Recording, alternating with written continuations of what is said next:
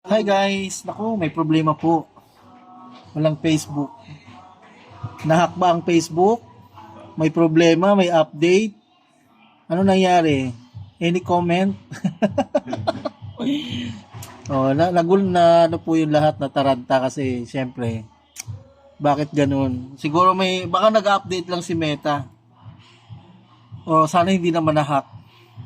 Naku, delikado kasi ang dami namin ng content creator kasi ngayon siguro pinagkukuha.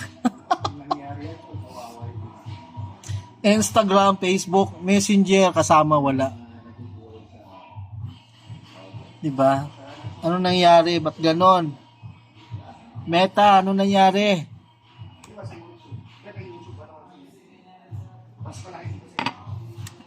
Bakit ganon? Ba't walang Facebook? Session expired. In-update ko siya, ganun pa din, hindi ako makapag-login. Nako. Ano nangyari? Ala, any update? Yun po. Comment lang po down below. Thank you.